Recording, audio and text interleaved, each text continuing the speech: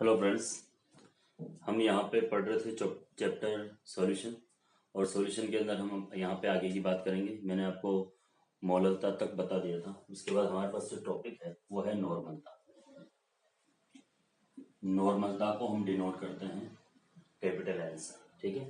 अब नॉर्मलता होती क्या है, किसे कहते हैं, उसके बारे में हम यहाँ पे थोड़ी सी बात करेंगे। ठीक है। नॉर्मलता क्या होती है कि निश्चित आयतन में घुले हुए विलेय के ग्राम तुल्यांक भारों की संख्या को उस विलयन की नॉर्मलता कहते हैं।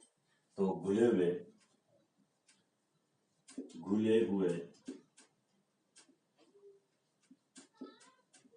ग्राम तुल्यांक भारों की संख्या बटा विलयन का आयतन, और आयतन अगर ml में है तो हम यहाँ इंटू करते हैं 1000। ठीक है।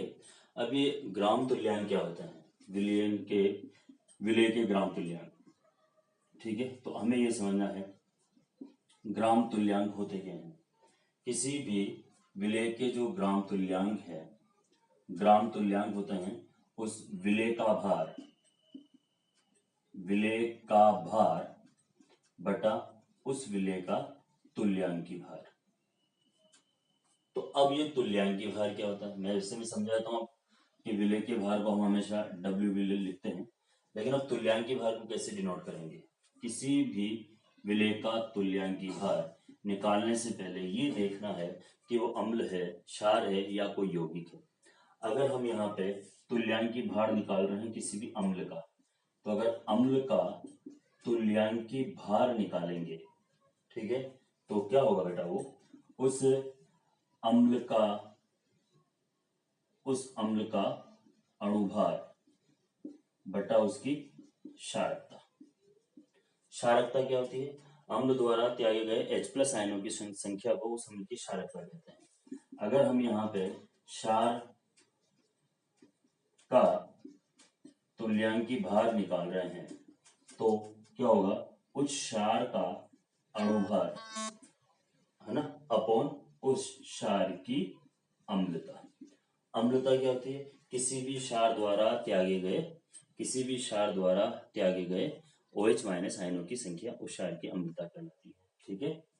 ओके। तो इस तरह से हम जो फॉर्मूले पे पहुंचते हैं वो फॉर्मूला होता है मेरे पास नॉर्मलता अपॉन WB तुल्यांकी भार इक्विवेलेंट वेट इनटू वॉल्यूम।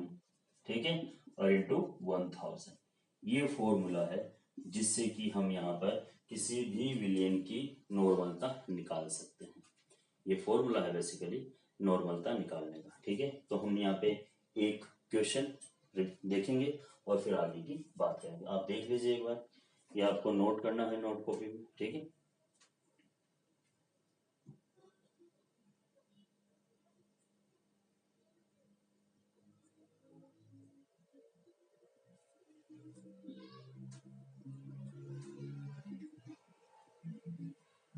चलो जी, अब हम यहाँ पे बात करते हैं क्वेश्चन की। क्वेश्चन क्या होगा, ठीक है, मैंने आपको कह दिया है, ये लो 4.9 ग्राम सल्फ्यूरिक अम्ल H2SO4 500 ml जल में घुला है। ठीक है, घुला है। तो विलयन की, ये पूछ रहा है कि विलयन की नॉर्मलता ज्ञात कीजिए। आपको यहाँ पे विलयन की नॉर्मलता ज्ञात करना है, एन निकालना है। ठीक है बेटा। तो सबसे पहले देख लीजिए कि WB आपको कितना दिया हुआ है, WB है 4.9 ग्राम। ठीक है। अच्छा, अब यहाँ पे तुल्यांकी भार कैसे निकालूंगा, H2SO4 का तुल्यांकी भार, ये आपको पता होना चाहिए, है ना। इसका तुल्यांकी भार हम कैसे निकालेंगे, तो सल्फ्यूरिक अम्ल की का अणुभार 98 होता है। अब इस अम्ल की क्षारकता कैसे पता चलेगी, या तो आपको स्ट्रक्चर आना चाहिए या फिर आपको वैसे याद होना चाहिए H2SO4 ये 2H प्लस आयन देता है, तो इसकी जो अम्ल की क्षारकता है कितनी जाएगी, 2 का भाग देंगे तो क्या आएगा 49। तो इक्विवेलेंट वेट जो है, जो तुल्यांकी भार है, वो क्या है बेटा यहाँ पे 49 है। फॉर्मूला है आपके पास, फॉर्मूला लगाओ। आप फॉर्मूला लगा के ही काम क्या कीजिए, ठीक है, ताकि वहां पे एग्जामिनर जो कॉपी चेक करेगा आपकी, वो आपको अलग से दिखेगी इंटू 1000, ठीक है। डब्ल्यू भी कितना है 4.9, ये लो साहब 1000, तुल्यांकी भार कितना है बेटा 49 इंटू 500, यही है। पॉइंट से पॉइंट हटाओ, 30 से 30 कैंसिल, 49 से 49, एक 1/5 0.02 n, ये क्या हो गई इसकी, क्या होगा बेटा इसकी नॉर्मलता, ठीक है। एक और न्यूमेरिकल करवाऊंगा और फिर मैं आगे की बात करूंगा, ठीक है ना। तो आगे की बात देखिए बेटा, एक और न्यूमेरिकल देखिए, मैंने यहां पे लिखा 40 ग्राम, ठीक है, 40 ग्राम कैल्शियम हाइड्रोक्साइड 5 लीटर जल में उपस्थित है। 40 ग्राम कैल्शियम हाइड्रोक्साइड 5 लीटर जल में उपस्थित है, तो विलयन की नॉर्मलता ज्ञात कीजिए, ठीक है। अब आपको ये पता होना चाहिए, मैंने लीटर में दिया है तो ऊपर 1000 लिखने की जरूरत नहीं है, या फिर लीटर को आप यहाँ पे मिलीलीटर में चेंज करोगे तो 5000 मिलीलीटर आ जाएगा, फिर 1000 लिखो तो 5 ही आएगा, ठीक है। तो यहाँ पे फॉर्मूला डब्ल्यू भी कितना दिया हुआ आपको 40 ग्राम है साहब।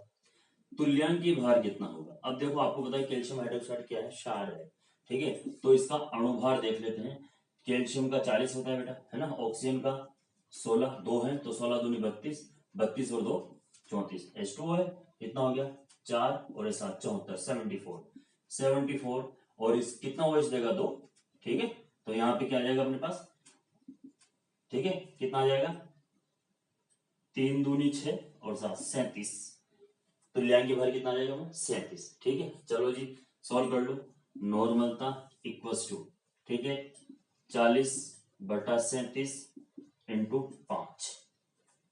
अब कुछ भी नहीं करना, 5 से काट दो इसको 8 बार, 8 पंजे 40।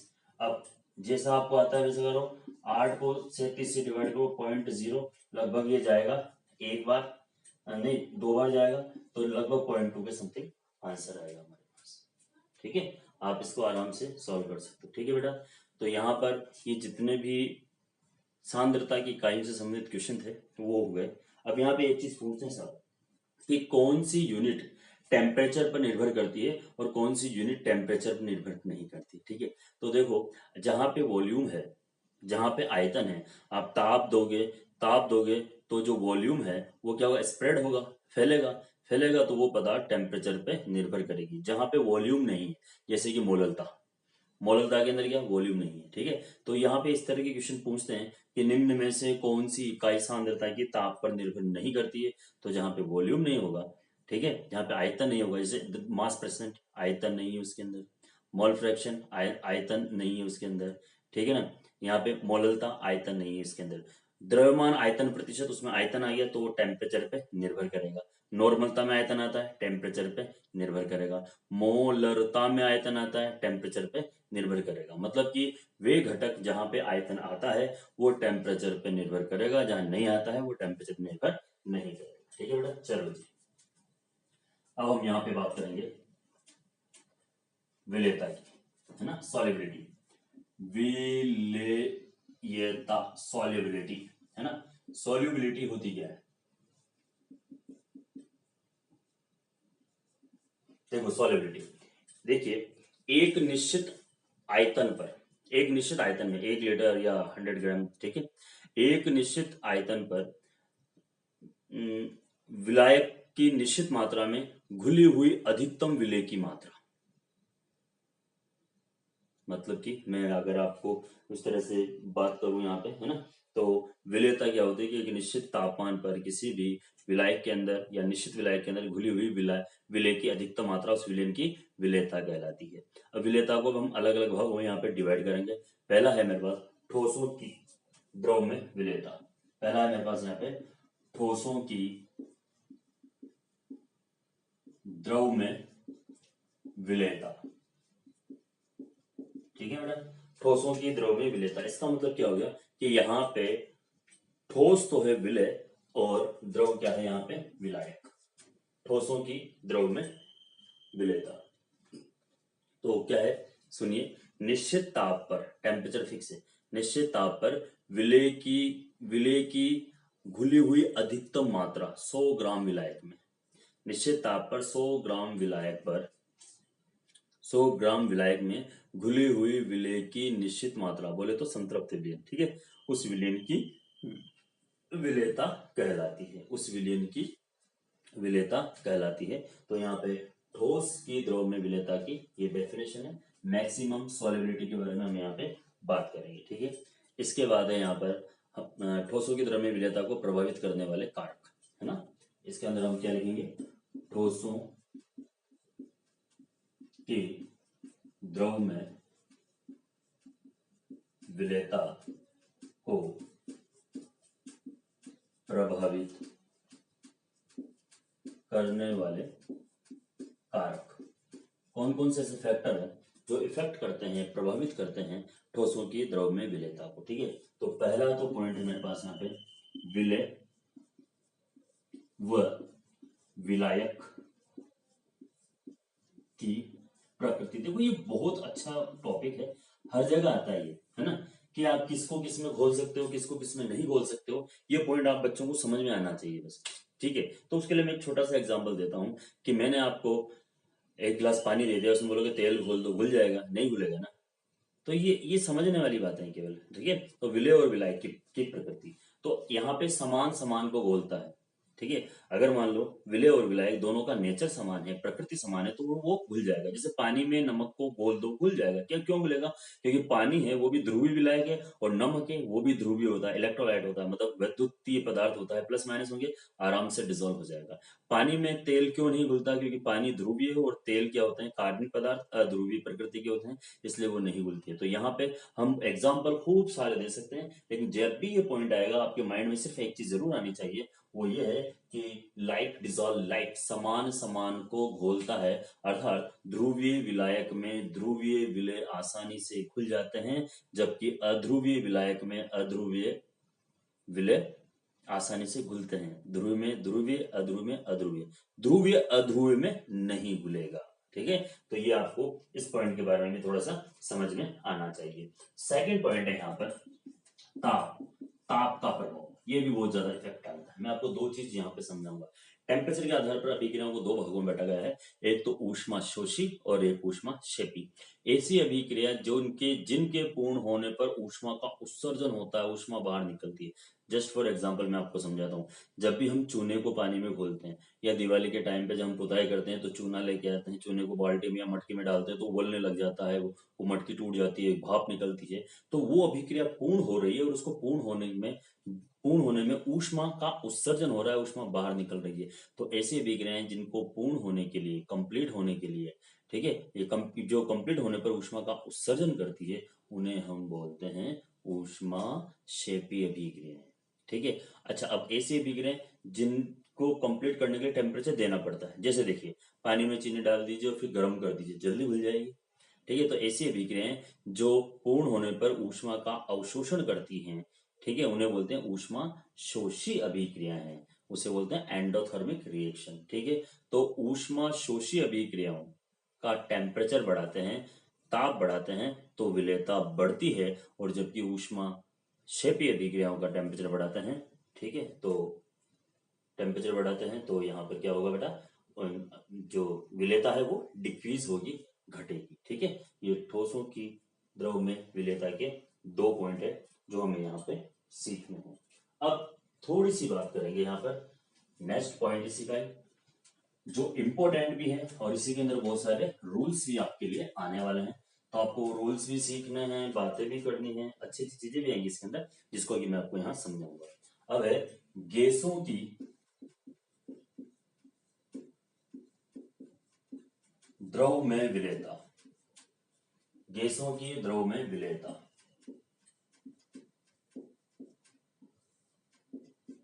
गैसों की द्रव में विलेयता। अब आपको यहाँ पे पता चलेगा कि यार जो विलेय है वो तो गैस है, और जो विलायक है वो क्या है, द्रव है, ठीक है। अब देखो गैसें जो हैं अगर द्रव में नहीं घुलेंगी तो बहुत बड़ी समस्या हो जाएगी। क्योंकि जितने भी जलीय जीव हैं उनको जीने के लिए ऑक्सीजन चाहिए और ऑक्सीजन जल में घुली हुई ग्रहण करते हैं। ठीक है, इसका मतलब जल के अंदर ऑक्सीजन की मात्रा है। अगर जल के अंदर ऑक्सीजन की मात्रा नहीं होती तो जलीय जीव जिंदा नहीं रह पाते, मर जाते। ठीक है, तो गैसों की जल में विलेयता जलीय जीवों के लिए अत्यंत आवश्यक है, क्योंकि वो जल में घुली हुई ऑक्सीजन का उपयोग करते हैं। और इसको हम एक टॉपिक से समझाएंगे, इसे बोलते हैं अवशोषण गुणांक। ठीक है, जिसे हम क्या बोलते हैं, अवशोषण गुणांक। अवशोषण गुणांक, अब अवशोषण गुणांक क्या होता है? ठीक है, निश्चित ताप और दाब पर किसी विलायक में, ये है एसटीडी या स्टैंडर्ड टेम्परेचर और प्रेशर या मात्रा बोल सकते हैं। निश्चित ताप और दाब पर किसी विलायक की निश्चित मात्रा में घुली हुई गैस का मात्रा एसटीपी पर आयतन, मतलब कितना आयतन इसमें घुला हुआ है, ठीक है, उसे हम अवशोषण गुणांक कहते हैं। मैं वापस से समझा देता हूं आपको, थोड़ा सा प्रयास करना समझने का, अच्छा लगेगा आप लोगों को। ठीक है, निश्चित ताप और दाब पर किसी विलायक के निश्चित आयतन में, ठीक है, किसी मानक ताप और दाब पर घुली हुई गैस का आयतन, मतलब 1 लीटर में कितनी गैस घुली हुई है ना, गैस का आयतन, उस विलयन का अवशोषण गुणांक कहलाता है। तो गैस जितनी ज्यादा घुली होगी मतलब उसके अवशोषण गुणांक का मान उतना ही ज्यादा होगा। आगे बात समझ में? तो बहुत सी बार पूछ लेते हैं, है ना, एडजॉर्प्शन कोएफिशिएंट किसे कहते हैं, अवशोषण गुणांक किसे कहते हैं।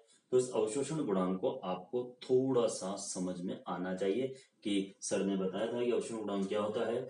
विलायक के निश्चित आयतन में, मतलब मैंने ले लिया साहब 1 लीटर, ठीक है, अब 1 लीटर है जो मानक ताप और दाब स्टैंडर्ड रूम टेम्परेचर मान लो 25 डिग्री, ठीक है, तो उस पर इसके अंदर कितनी गैस है, कितनी गैस घुली हुई है मानक ताप और दाब पर। अब देखो, अगर मैं टेम्परेचर बढ़ा देता हूँ, आपने सुना होगा कि पानी को शुद्ध करने के लिए टेम्परेचर बढ़ा देना चाहिए, तो टेम्परेचर बढ़ने पे क्या होगा, जो घुली हुई गैसें वो बाहर आ जाती है। आपने देखा होगा, मैं समझाता हूँ आपको, कि गर्मियों के टाइम पे जो फिशरमैन होते हैं, मछली पकड़ने वाले, ठीक है, वो ज्यादा मछलियां पकड़ते हैं। उसका कारण है टेम्परेचर बढ़ने पर जो नदी या समुद्र के अंदर क्या होता है, जो ऑक्सीजन की सांद्रता या मात्रा है वो क्या होती है, डिक्रीज हो जाती है, और डिक्रीज होने के कारण जो मछलियां हैं वो सतह पर आती है, और सतह पर आने के कारण क्यों आएंगी, क्योंकि सांद्रता कम होगी, सांस लेने के लिए ऊपर आना ही पड़ेगा, आएंगी तो ये मछुआरों द्वारा पकड़ी जाएंगी। आई कुछ बात समझ में? तो यहाँ पे अवशोषण गुणांक द्वारा हम उसको डिनोट करते हैं। अब हम यहाँ पे बात करेंगे गैसों की द्रव्य विलेयता को प्रभावित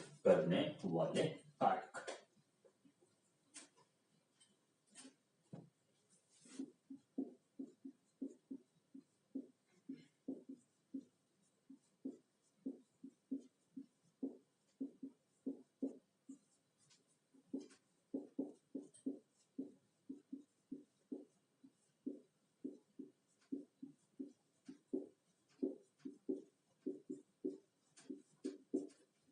ठीक है, इंपॉर्टेंट है, थोड़ा सा ध्यान रखना। गैसों की द्रव में विलेयता को प्रभावित करने वाले कारक ऐसे कौन कौन से फैक्टर हैं जो इफेक्ट करते हैं गैसों की द्रव में विलेयता। ठीक है, उसके बारे में हम यहाँ पे बात करेंगे। इसमें पहला पॉइंट है गैस की प्रकृति या गैसों की प्रकृति। ठीक है, तो हम यहाँ पे पहले बात करेंगे नेचर ऑफ गैसेस। ठीक है, हम यहाँ पे बात करेंगे गैसों की प्रकृति की। ठीक है, गैस की प्रकृति, गैसों की प्रकृति। देखो, एक तो वो गैसें हैं जो आसानी से घुल जाती हैं, और एक वो गैसें होती हैं जो आसानी से डिजॉल्व नहीं होती हैं, मतलब घुलती नहीं है। ये दो चीजें जो आपको समझना है।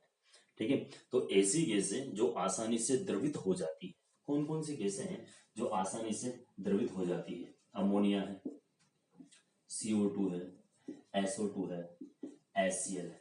ठीक है, ऐसी गैसें जो आसानी से द्रवित हो जाती हैं, उन गैसों की